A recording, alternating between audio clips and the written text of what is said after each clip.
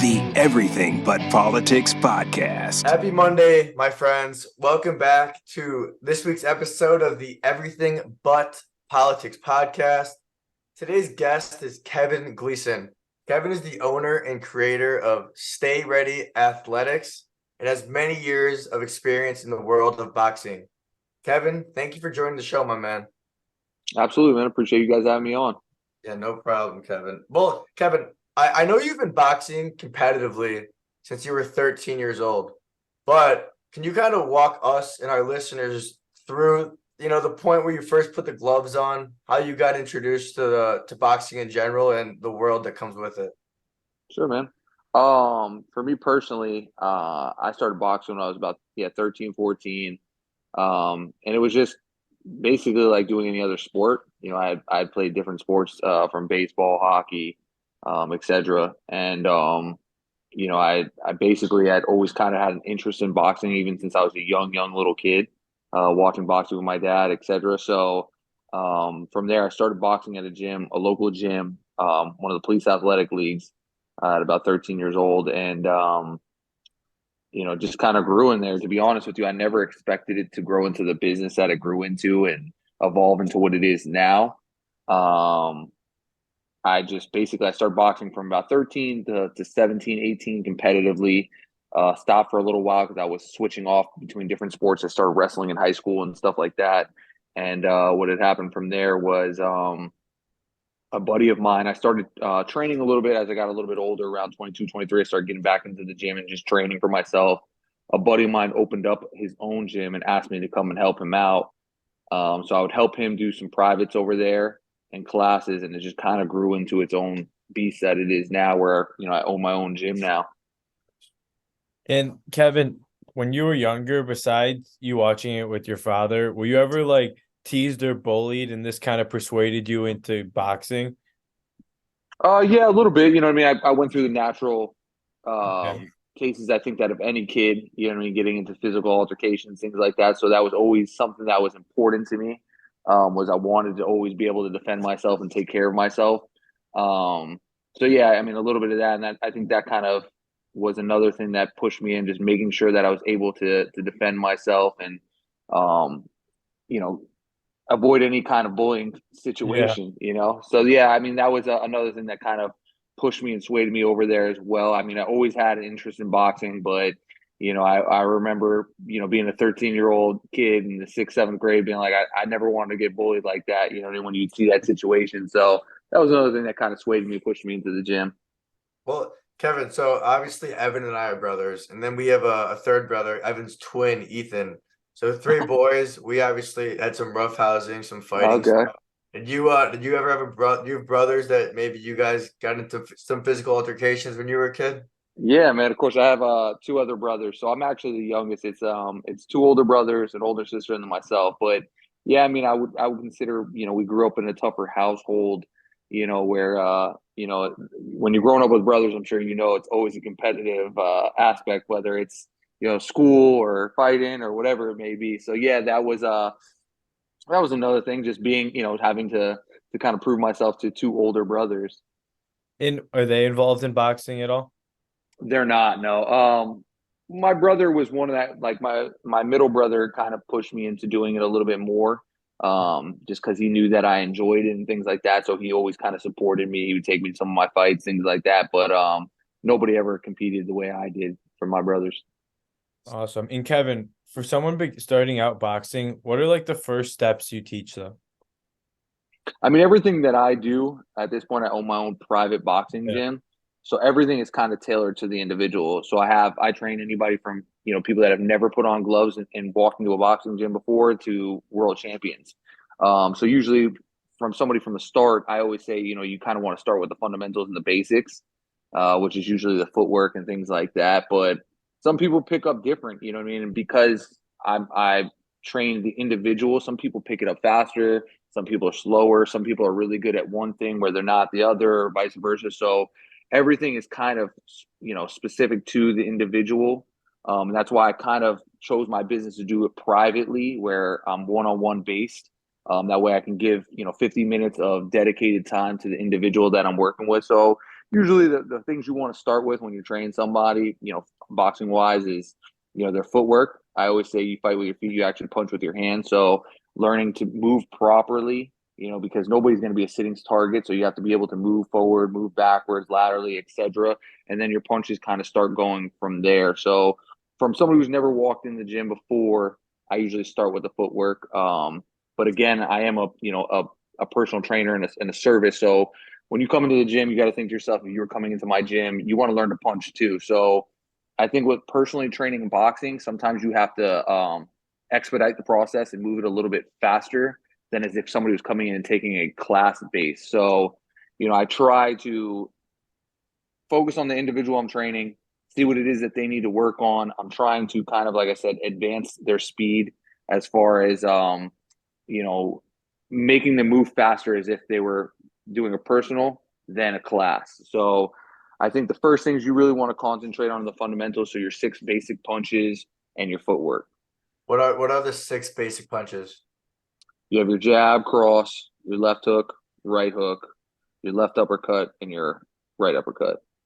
Okay. And I'm going to ask you this question, and I need you to put your bias aside here. If Sure. someone listening to this, they want to get into self-defense and say they get caught up in a street fight, what is the most effective form of fighting to protect yourself in a street fight, or if something were to happen on the street? Out of like more mixed martial arts type of deal, or just boxing? Out of all I forms. think wrestling and jiu-jitsu is probably the most effective style of fighting, and that's come from a boxing coach. But everything starts on the feet, I guess you can say. But if you can get a guy down and hold a guy down, it doesn't matter how good you can box. And do you have any background in jiu-jitsu or mixed martial arts? I don't, but I train a lot of MMA fighters. I train a ton of MMA fighters. I don't know if you guys watch any mixed martial arts and stuff like that, but I do. I actually train probably more MMA fighters than I do boxing, just because I'm in South Florida and we're prominently known for MMA. We have American Top Team down the street from us, Kill Cliff down the street from us, so we have a lot of popular gyms right here in South Florida. Where are you at? I'm in South Florida. I'm in Fort Lauderdale. Okay, I'm here in Boca, so we're not too far. Oh, okay, nice. Okay, yeah. Yeah, I've actually been looking to get into one of the following. I just don't know where, when, or how to start, to be honest with you. You let me know, man. I'll guide you in the direction. You have any questions, any gyms that you want, if it's MMA or boxing, Okay. And what else do you do with your free time? Obviously, you're super busy with coaching, training yourself, but I mean, do you enjoy things like golf, like running, fishing, perhaps? What do you enjoy to do? Man, it's hard when you're running a business. It's really hard. It's funny. I just had a daughter 2 months ago, so I've been really caught up with that. Obviously, thank you, man. Appreciate that, fellas. So when you're running a business, man, it's really hard to focus on anything outside of that. You're constantly. It's funny because I was just on vacation. I was just saying to one of my clients earlier, when you're an entrepreneur and you're running a business, you're constantly, even if you're on vacation or whatever it is, you're constantly working, right? You're fielding out answers to questions and dealing with clients and the business side of things. So, I mean, other than doing what I do now with the gym that takes up a massive amount of my time, it's spending time with my family more than anything else. So, yeah, I would say that was probably, if I'm not in the gym, it's usually, hanging out with now my child and my wife. And Kevin, when you started your business, how did that growth kind of look? Was there any like concern of I should look to get another job besides doing the boxing? Yeah, for sure. When I first started my business, I was working a full-time job and I was training at like the mornings and at night. So, originally I was working at gyms, building up my name, my clientele. I went out on my own originally, the trajectory of my business. I went out on my own. I was renting space in the gym. I was paying them rent, building up my business. And then after about a year, I kind of decided it was time to go out on my own. From there, I rented out my own space. It was a 750 square foot industrial warehouse space. And I just started doing my privates and little small group classes in there. But yeah, man, I was still working a full-time job as well as training people because it was, it was hard. And Yeah, the risk of, for me, I'm always, I'm super fearful of big risks and just, I'm not one of those people that's just like, I'm going to jump and do this. You know what I mean? I had to make sure all my ducks were in a row. But after, over the years, when you build up a clientele, you build up your business, I'm lucky that I've trained some of the, best fighters in the world. So that obviously adds to your resume. And then you get to a certain point where you can kind of walk away and just run your business and do those things. But I wasn't your typical like story of like, well, I wanted to open up a business. I got a loan or I got an investor and I quit everything. And I just did that actually, kind of step-by-step process. I worked for a gym while working a full-time job. I started rent space, still working a full-time job, opened up my own space, still working a full-time job. So I was doing sessions in the morning, going to work in a 9 to 5, and then doing sessions from 5:30 to 9, 10 o'clock at night until my business grew to a point where I didn't need that original job. You know what I mean? And then I kind of went out on my own. And, I'm now at this point, I've owned, my own space I've been in business for myself since 2018, 17, 18, I think. Yeah, the end of 17, early 18. So, yeah, man. And Kevin, you made that comment that you're not like super fond of taking risks. At what point led you to be like, fuck it, like this is what I'm doing. I'm taking the risk. This is gonna be my life. I think for me, it was, when you start losing money being at a 9 to 5, you know, you're missing out. For me, I was missing that gap literally from the hours of, 9 in the morning to 5. I was missing all those afternoon spots. So usually in a personal training business, at least the way my business is done, or what I've seen from my business is your entrepreneurs, your business owners, they usually train early in the afternoon. So they'll train anywhere from 8 or 6 in the morning to about 1 o'clock in the afternoon. And then your later afternoons are your 9 to 5ers. So I was missing a massive amount of clientele from 9 o'clock to 1 o'clock, So yeah, that was kind of what made me make that jump. I was, realizing like, man, I'm losing money in this situation, being here, which was tough. It was fearful, especially when you have a house and bills and things like that. You're paying for a gym, et cetera, a lot of overhead, but it just made, dollars made sense, right? You know what I mean? It was financially, I was looking at my books and I'm like, I'm losing money being here.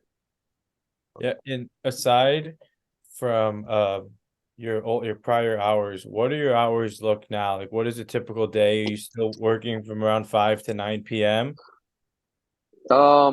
No, they kind of switched up, especially with just like I said, having my daughter. Yeah. You want to make sure you're at home at specific times. So what I do is obviously I make my own schedule being a personal trainer, which is great. But usually what my schedule looks like is I go into the gym from 9 in the morning. I work from 9 o'clock to 1. So I do a 9, 10, 11, 12. Go home around 1 o'clock, and then I return back to the gym around 4, and I'll do a 4, 5, and 6. So usually those are my hours. I'll do 9 to 12 or 9 to 1, come back and do anywhere from 3 to 6 or 4 to 7. And when you're training like an everyday person compared to a boxer, how is training like for a fight? What kind of different techniques and training do you do compared to someone who's just trying to stay in shape? So everything that I do, is the teaching method. So I'm always going to teach you. It doesn't matter if you've never boxed in your life. When you come into my gym, like I think that's why I'm sought out the way I am. Is I'm going to teach you boxing. I'm going to teach you all the mechanics, the fundamentals, the basics. I'm going to teach the average Joe, how to box realistically, not fitness boxing. So when I have somebody that's never boxed before, I'm going to show them, A through Z of boxing, as long as they're with me. If they're with me for 6 months, 2 years, 3 years, I have majority of my clients, I'd say 80% of my clients aren't fighters. They're just your average Joes coming in, just wanting to learn how to box. And I'm blessed that I could say like a lot of them have been with me 4, 5, 6, 7 years. You know what I mean? So they can all box really well, but have never had a competitive fight. When you're training a fighter, it's different because you're training a fighter for a specific event, for a specific fight. So you're kind of training that individual how to fight a specific individual. You know what I mean? So what is Tom good at? What is he not good at? What do we need to exploit on him? What are we good at that we can, exploit on him? So it's just that when you're training for a fight, it's specific to that event, to that fight. When you're training, your average Joe, I'm working on what I feel like that individual needs to work on. That's how I program it. Everything that I do, again, is tailored to that client. So Alex might be different from Tiffany, Tiffany might need to work on her footwork, and Alex needs to work on learning how to throw a jab. So that's probably just the differences. Just one's, specific to an event, where others are just, it's about continuously growing.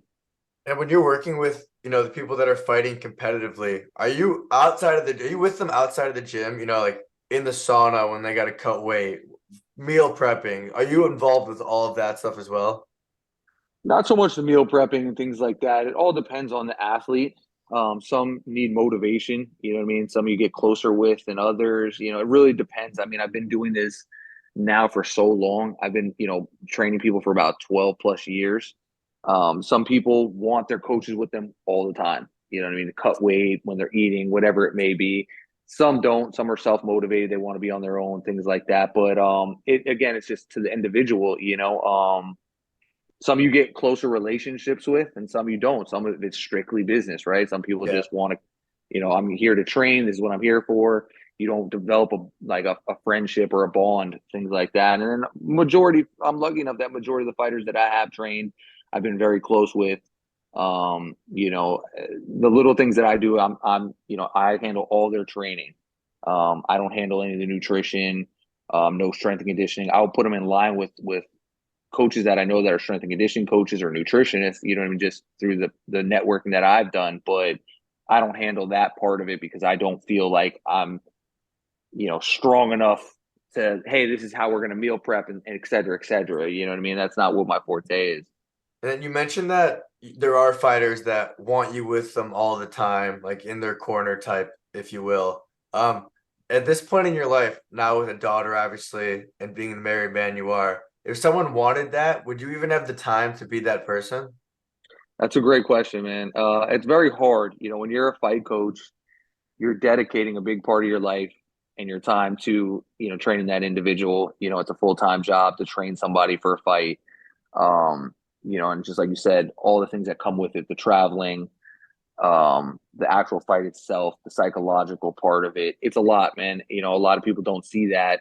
They think it's just training somebody for the fight, but it's so much more, It is tough, perfect example. I have a guy who's fighting December 15th, I have to travel to his fight. Those things are really hard because you're not just training that person for that hour or that session, right? So with fighting, it's, hey, we have to go for sparring. Where are we going? We're going down to Miami, which is an hour from where I'm at. I have to carve out 3-4 hours of my day to go travel for sparring, for training, etc. And then when you're fighting, you might have to travel, things like that. So it is very hard to juggle both. Again, I'm a new father, so I'm trying to figure that out as I go. You know what I mean? I'm still learning on the job. I have a friend of mine that said that. He's like, man, it's going to be really hard for you to do both. I'm going to have to kind of figure out that balance, and we'll see. You know what I mean? I did tell myself that being a new father, I was going to give myself that year window to figure out how I can juggle both if I could be efficient at it the way I was previous to becoming a father. And Kevin, for a lot of these boxers that aren't, household names, what is it like for them financially? I imagine it's pretty difficult. It's rough, man. It's really rough. Before I actually jumped on with you guys, I was on a call with one of my fighter sponsors, and we were talking about money and things like that. It's tough. A lot of these guys have jobs. A lot of people don't see they work at night. They do night jobs, odd jobs, personal training, whatever they can to kind of make it by. It's really hard, especially in the beginning, because you're not making a ton of money. So a lot of them do have jobs. A lot of people don't see that. And there's a lot of fighters even, that are in the UFC that are still working jobs. You know what I mean? When they're fresh into the UFC, they're not making a lot. Usually a new contract for, a UFC fighter is 12 and 12. So they make 12,000 a fight, 12,000 to win. So a lot of people will be like, oh, it's $24,000. Not too bad, but you got to cut out 10% for your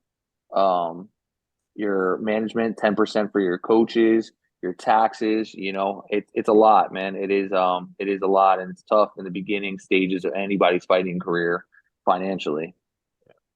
I can imagine. And just a quick pivot, guys like Jake Paul, do you think they have a positive or negative impact on the sport? A little bit of both, man.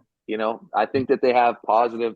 It's funny that you asked about Jake Paul, because actually the guy that I was talking about December 15th, one of my fighters, he's on the the card for Jake Paul. He's fighting on the same card for him. So, for me as a coach, he's been good because one of my fighters fights for him. Yeah. His organization, the Most Valuable Promotion. So, he's been good. I think that he's been good. Do I think he's the greatest fighter? No. Do I think he's a good boxer? No, I don't think he's that good. But, he's bringing eyeballs to the sport. He's getting some guys paid. I think that he's good for the entertainment. If you're looking to watch a great boxing match, you're not going to see it with Jake Paul, but you are going to see an entertaining fight. Yeah. What do you think are some of the greatest boxing matches of all time? Oh, man. That I've seen personally or just in general?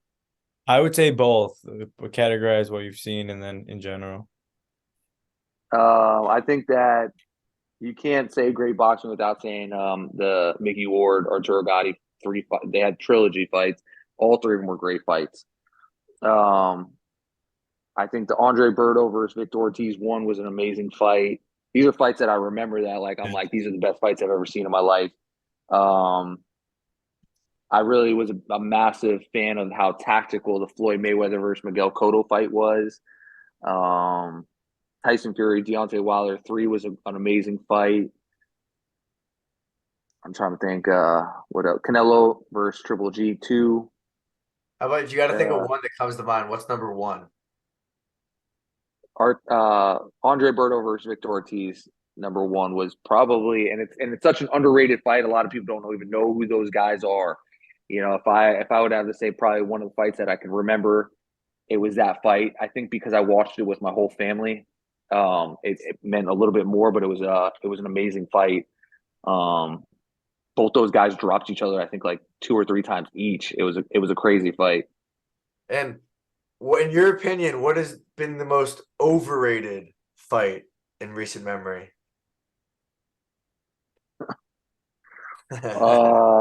MMA in boxing or what? Boxing. I mean, you have to think to yourself, there's so many different ways to say they're overrated, right? Like you think that a fight builds up and then it ends in the first round, things like that. So it's kind of hard. Overrated. Let me think on that one for a second. I think the Triple G versus Canelo Alvarez was the first one. Was a super overrated fight. It was kind of a lackluster. You know what? I got the best answer. Manny Pacquiao versus Floyd Mayweather was the most overrated boxing match I've ever seen in my life. Okay, was that the one you were looking for? Yeah, that's good. I thought of that. And wait, so now while we're on the topic here, what was your honest reaction of the Ngannou Tyson Fury fight? You really think Tyson Fury won that fight? No, I thought he lost that fight. I had that knockdown, putting him over the top, Ngannou. I thought that he did win that fight, and that's coming from a boxing guy. I thought that. I don't know if it was that Tyson Fury took him lightly or didn't train as hard as he should have or what it was, but I thought that Ngannou actually did a fantastic job and looked really good doing it. And how hard is that for, MMA guy to come into boxing and go against one of the GOATs? Extremely hard. It's probably the hardest thing you could do in any kind of combat sport. You know what I mean? Because there's so many variables and different things. Boxing's so situational compared to MMA. It's like, it's like golf and tennis. You know what I mean? Like you have to learn. MMA guys don't know how to fight in the inside. You know what I mean? Most of them don't. I'd say 95% of them don't know how to fight on the inside pocket. They don't need to. They don't need to learn how to fight inside because their ranges are totally different.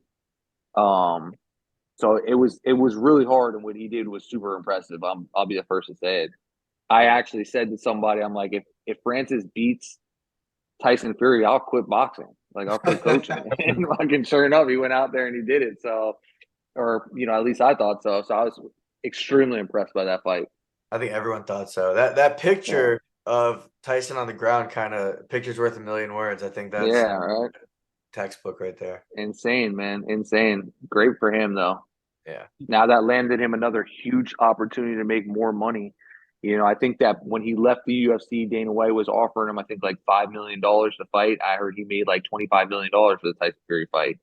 And people take him seriously now also, regardless of the Sure. And now he's going to get another massive fight, with like an Anthony Joshua or Deontay Wilder, and he's going to get another 25, 30 million. I mean, great for him. That's all you can dream of as a fighter.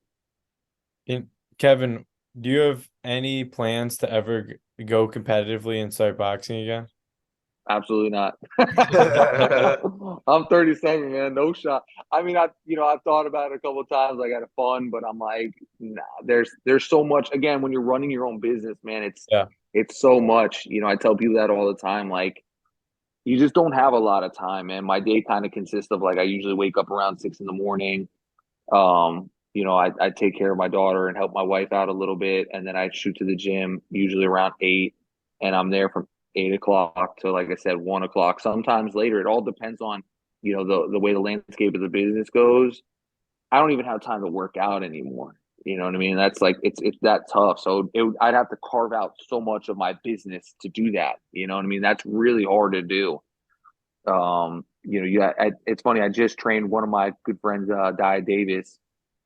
He's 38 years old, and I trained him. At one point, he was top 10 fighters in the world, and he came out of retirement. He had a great opportunity. Came out of retirement. I trained him for his fight, and it was tough, man, because he's a business owner. He owns a gym actually in Boca. It's called Boca Boxing District. And it was hard. You know what I mean? It was really hard for him to work around his schedule. He's a father of two. He runs his own business. So it's hard, man. That takes a lot, man. It takes easily 4 hours out of your day. Did you spar with these guys? I used to. I probably stopped sparring with them when I got to 2 years ago, 35. You know what I mean? Again, it's another thing that I have to be fresh I do about anywhere from 6 to 8 clients a day, personal sessions. So I had to be a little bit more fresh for my clients. And usually when you spar, man, that's a little bit of wear and tear on your body and stuff like that. And as you get a little bit older, you start thinking about the health of your brain. So I don't really spar that much anymore, man. Every now and again, I might move around, you know what I mean? Just, a round or two, but nothing crazy like I used to with them. And is it true in boxing, does defense win championships? Yeah. Why? If you can't hit me, you can't, you know what I mean? You can't win the fight. If I can hit you and you can't hit me, who wins? You know what I mean? I think that, again, boxing's so situational. So you have some super high octane offensive fighters like a Manny Pacquiao, who I felt like was amazing offense, but not that great at defense. And he won fights. He won multiple. I think he had 8 world titles. You know what I mean? So yes, I mean, if you're asking me how I train my son or how I try to train my guys is to hit, not get hit. That's the boxing science. Is defense first. I want you to walk out of there with all your health and your brain intact. So yeah, I would say defense definitely wins fights. Is that what made Floyd Mayweather as great as he was? Man, you're asking the wrong guy that one.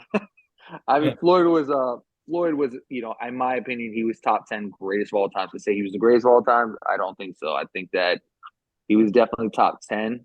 I think what made Floyd as great as he was is he had the right people around him. When he was young, he was a killer. You know what I mean? He was really good. As he got older, he learned how to pick his fights a little bit more strategic. In my opinion, I'll probably get killed for saying that. I thought that he knew how to pick the right guys at the right times, and that's what kept him undefeated, staying out of trouble. And I think that he was such a brilliant fighter that he knew how to fight in the ring as well. And those are the things. It was all kind of a mixture, but I think that he was a top 10. And you guys watch basketball at all? Yeah. College, not much at professional. Okay. Pro basketball, I'm sure you know just about as much as I do. Who would you say is probably the greatest basketball player of all time? Michael Jordan. Michael Jordan, LeBron James, whatever it is. I would probably say Floyd Mayweather was like the Kobe Bryant, maybe the top 4 or 5 guys, but I would not say he was number 1. I wouldn't compare him to, like you just said, Michael Jordan, Okay. And speaking of GOATs like that, did Mike Tyson have any, impact on you wanting to become a boxer? Not at all, man. I always say Really? I was, I enjoyed Mike Tyson, especially at that time in that era, because I, watched a little bit of fights with my dad and things like that. But I wasn't like a massive Mike Tyson fan. I thought I was a fan of his, but not like, again, he's not a guy that I'm like, oh, that's top 5, of my, favorite fighters. Who are your top 5? In no specific order. Roy Jones Jr. is my favorite of all time. I'd say Roy Jones. I'd probably say Miguel Cotto, Andre Ward, Canelo Alvarez, Manny Pacquiao. Where am I at? Am I at five? Did I hit five? 4 or 5, Mary? I lost count. Also, Shit. Yeah. I'm trying to think of there's who else. I mean, those are. one more goat. Oh man, it'd be hard to say. I would say those are my like top guys that come to my mind that are like people that I loved watching fighting. I mean, I guess I could say Floyd Mayweather was a guy that I really loved watching fighting. Yeah. Especially in his younger years. But I always tell people like everybody has a different air in fighting, so I wouldn't say like I would say Roy Jones was the guy that got me into boxing. I watched Roy and I'm like, man, I was a massive fan of Roy. Pernell Whitaker was another guy that I loved to watch fight. Those are guys that kind of got me into boxing. I love the way they were defensively. And And so, sorry, Kevin, obviously, at this point in time, we're seeing sports like golf, professional golf, like live golf, PGA, collegiate golf. It's all growing super rapidly. UFC. These are all international sports. What is it going to take for boxing, to get that growth from more of a mainstream audience here in the next couple of years? Yeah, man, it's funny you say that. I was talking to a client about that today. It's hard, man. I think that the problem with those sports is, like just like you said, all those sports, you have to have credentials and a resume, to be able to host an event like that. You have a commissioner, you have, all those things involved in all those sports, right?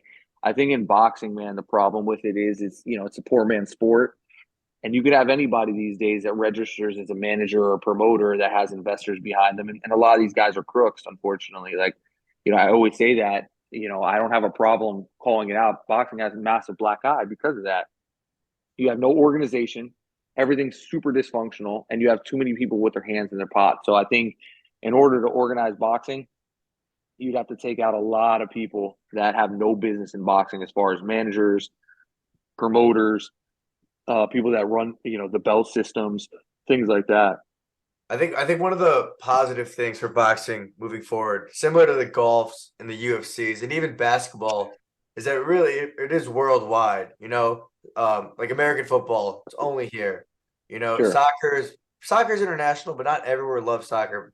Everyone Yeah. fights. Fighting is everywhere. Yeah. For that reason, I feel like there is great potential for boxing, especially as UFC continues to grow. People just love seeing people hit each other. 100%, man. It's, fighting is something that we've all been drawn to, even if you're not like a fight fan. I'm sure when you guys were younger, a fight broke out in school, you would gravitate to see what was going on, right? Like Oh, yeah.